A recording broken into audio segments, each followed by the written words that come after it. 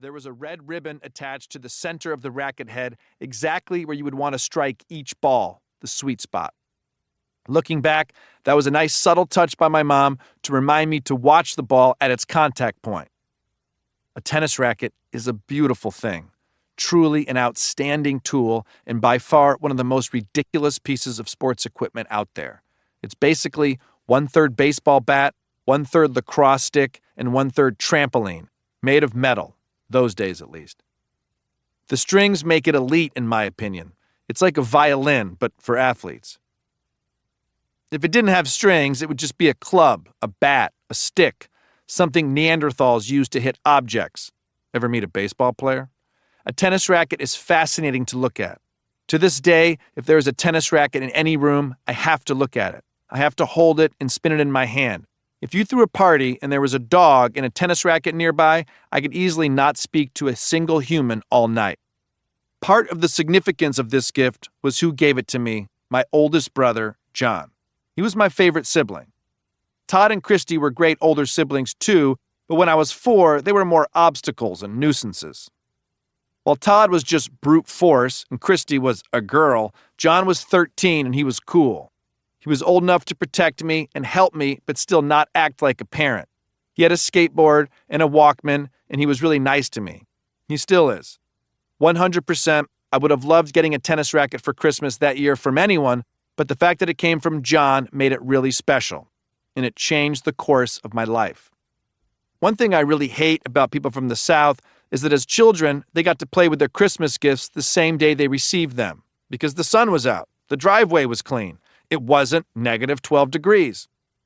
Getting a racket that year was amazing, but it was kind of like getting a savings bond. You hold on to this, someday this will be worth something. As a kid growing up in Michigan, I had to wait and wait and wait to get to play with my gifts. Unless you got a snowmobile or a shovel for Christmas, there was a lot of patience involved. When I received the tennis racket, I remember being really excited, but then also really bummed. I was 4. Waiting 5 months to use my gift was roughly 15% of my life. Years later, as I entered competitive tennis, it was for a similar reason that I kept hating people from the South. They had good weather. They got to practice more. They didn't have to save up money to buy 1 hour of indoor court time in January. Kids from the South were always better at tennis. Us Northerners would look at the draw before a tournament and assess how good our opponent would be by which state he was from. "Who you playing?" someone would ask. "I don't know, but he's from Florida." "Shit, good luck." I don't think the players from Georgia had the same worry when they saw my name in the draw with Ann Arbor, Michigan under it. If anything, they probably knew they'd have to book a practice court after the match because beating me wouldn't be enough of a challenge. But that's not the point right now. What you're about to hear all started because of this gift from John. I realize now it's very likely John didn't actually buy this gift for me. It's very likely that my mom, who knew John was my favorite, bought the racket for me and said it was from him. I could ask John that now, but part of me doesn't want to know the answer.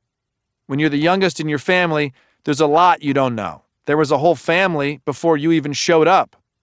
I remember coming to that realization one day as a kid and feeling sad for weeks. As the youngest, there's also a constant struggle for your parents' attention. Yes, it is true that life is usually easier for the youngest in big families. Typically, the family has more money, rules are more relaxed because the parents are worn down, but mom and dad are also over it. They're over you, a little bit. My mom made a scrapbook for my brother John the size of 6 bricks with journal entries describing his first words, first haircut picture, an actual piece of hair, picture of his outfits, birthday cards, ribbons from his crib, etc. I asked my mom one time where my baby scrapbook was, and she left the room and didn't come back until I had left for soccer practice. I say it in interviews all the time. I think I became a stand-up comic because I'm still just trying to get my parents' attention. You hear that, Mom and Dad? No way they have listened this far. But credit goes to them because they most certainly paid for the Roddy racket, and it remains by far the greatest gift I ever got. I love tennis, and I've always loved tennis, and that racket was like someone buying me a lifetime ticket into a world that I wasn't invited to previously. Do you remember a moment like that in your life? Maybe it was the time you first strummed a guitar or hammered a nail or stepped into. To keep listening to this audiobook for free, click the link in the description. It will take you to a free Audible trial where you can listen to this and many other books for free for 30 days.